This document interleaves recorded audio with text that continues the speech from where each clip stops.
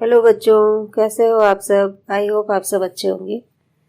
आज मैं आपको एक कहानी सुनाती हूँ। यह कहानी है बीरबल और जादुई गधे की कहानी। एक समय की बात है, बादशाह अकबर ने अपने बेगम के जन्मदिन के लिए बहुत ही खूबसूरत और बेशकीमती हार बनवाया था। जब जन्मदिन आया तो बादशाह अकबर ने वह हार अपनी बेगम को तोहफे में दे दिया, जो उनकी बेगम को बहुत पसंद आया। अगली रात बेगम साहिबा ने वह हार गले से उतारकर एक संदूक में रख दिया।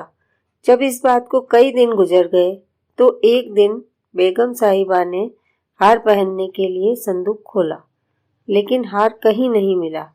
इससे वह बहुत उदास हो गई और इस बारे में बादशाह अकबर को बताया। इस बारे में पता चलते ही बादशाह अकबर ने अपने सैनिकों को हार ढूंढने का आदेश दिया, लेकिन हार कहीं नहीं मिला। इससे अकबर को यकीन हो गया कि बेगम का हार चोरी हो गया।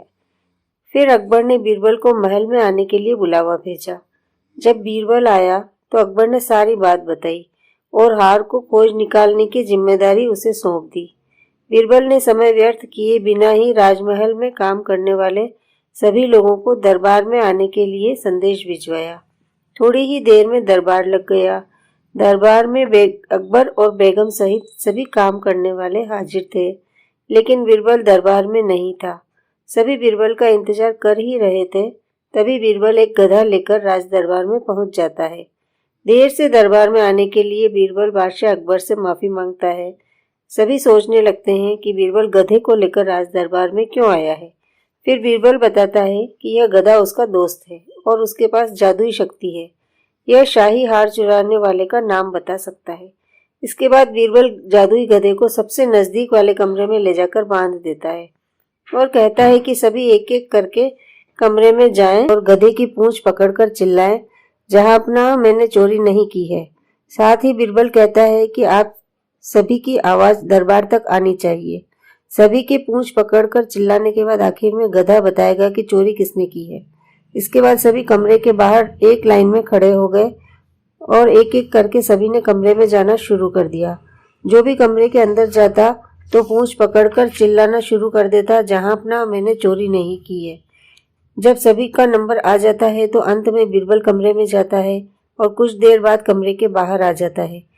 फिर बीरबल सभी काम करने वालों के पास जाकर उन्हें दोनों हाथ सामने करने को बोलता है और एक एक करके सभी के हाथ सूंघने लगता है। बीरबल की इस हरकत को देखकर सभी हैरान हो जाते हैं।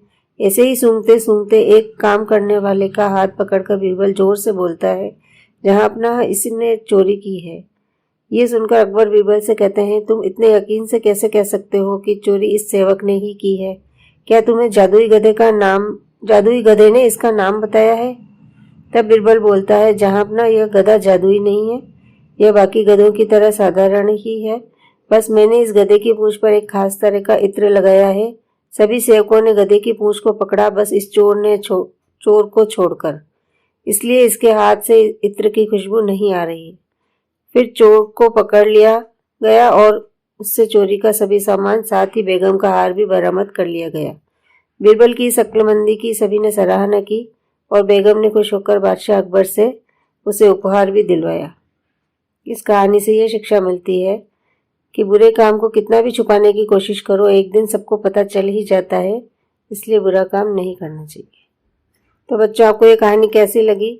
आपको ये कहानी पसंद आई हो और आप और अन्य ऐसी कहानी सुनना चाहते हो तो इस चैनल को सब्सक्राइब करें, लाइक करें, शेयर करें। थैंक यू बच्चों।